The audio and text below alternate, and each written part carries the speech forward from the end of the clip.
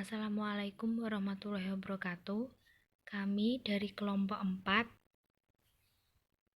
akan menjelaskan mengenai modal agroindustri terpadu pada tanaman padi.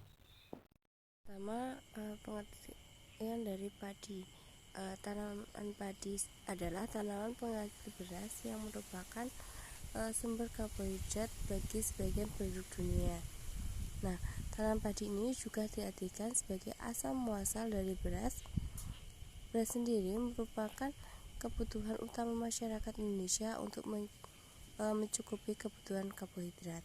Penduduk Indonesia hampir 95% mengkonsumsi beras sebagai bahan pangan pokok, sehingga pada setiap tahunnya permintaan akan kebutuhan beras semakin meningkat seiring dengan bertambahnya jumlah penduduk.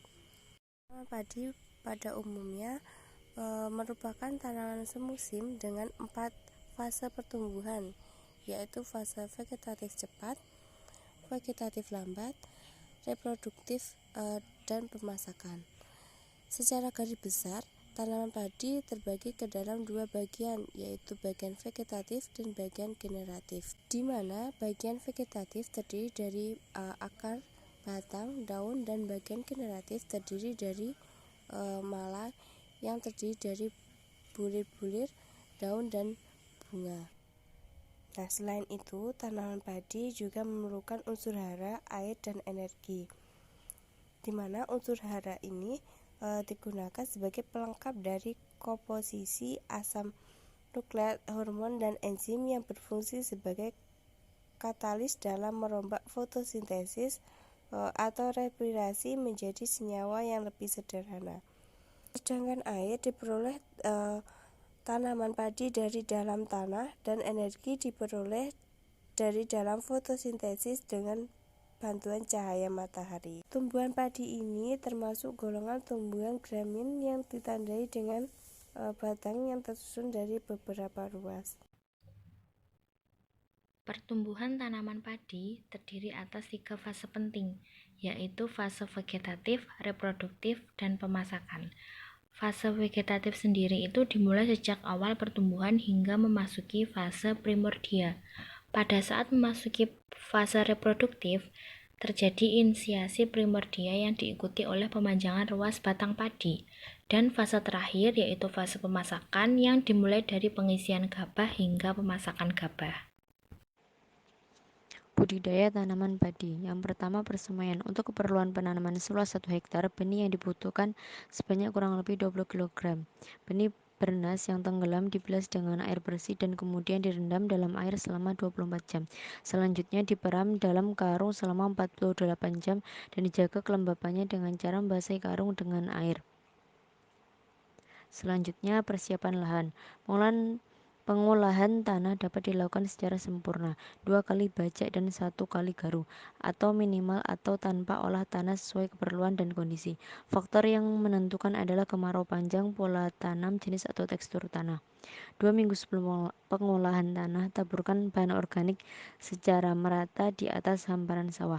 Bahkan organik yang digunakan dapat berupa pupuk ganas sebanyak 2 ton atau kompos jerami sebanyak 5 ton.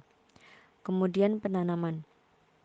Tanam bibit muda yang lebih 21 hari setelah sebar sebanyak 1 atau 1-3 bibit atau rumpun.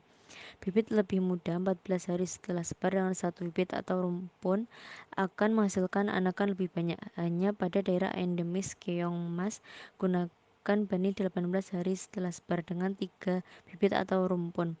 Penyulaman dilakukan sebelum tanaman berumur 14 hari setelah tanam.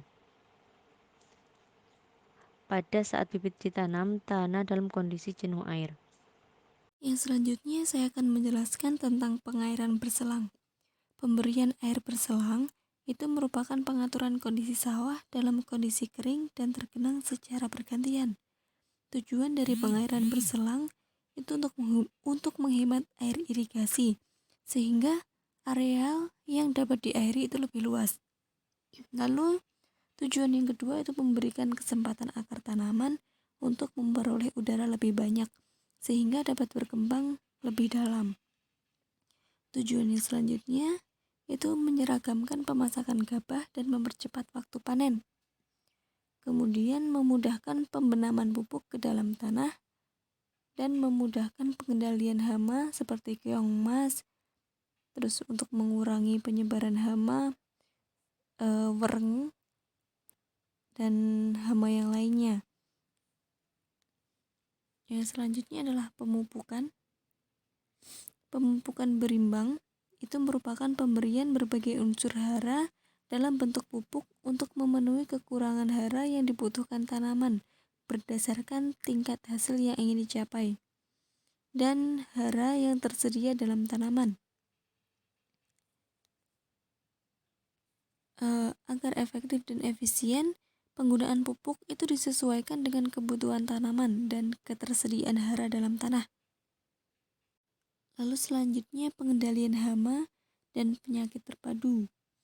Pengendalian hama dan penyakit terpadu itu merupakan pendekatan pengendalian yang memperhitungkan faktor ekologi, sehingga pengendalian dilakukan agar tidak terlalu mengganggu keseimbangan alami dan tidak menimbulkan kerugian besar. Lalu pengendalian hama dan penyakit terpadu itu merupakan paduan berbagai cara mengendalikan hama dan penyakit, di antaranya melakukan monitoring populasi hama dan kerusakan tanaman, sehingga penggunaan teknologi pengendalian dapat lebih tepat. Nah, hama-hama yang sering menyerang tanaman padi sawah itu antara lain ada keong emas, warung coklat, tikus, walang sangit, penyakit hawa daun bakteri, dan penyakit blast. Nah, penyakit blast itu dapat menginfeksi tanaman padi pada semua stadia pertumbuhan. Nah, gejala khasnya itu terjadi pada daun, adanya bercak berbentuk belah ketupat lebar di tengah dan meruncing di kedua ujungnya. Fase selanjutnya yaitu panen dan pasca panen. Pada fase panen dilakukan ketika gabah telah berubah warna menjadi menguning. Gunakan plastik atau terpal sebagai alas tanaman padi yang baru dipotong dan ditumpuk sebelum dirontokkan. Apabila panen dilakukan pada waktu pagi hari, sebaiknya pada sore harinya langsung dirontokkan. Selanjutnya yaitu fase pasca panen.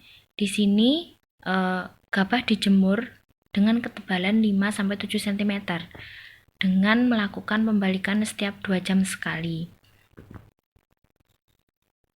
Untuk mempertahankan suhu pengering untuk gabah konsumsi dilakukan sampai kadar air gabah mencapai 12-14% dan untuk benih 10-12%.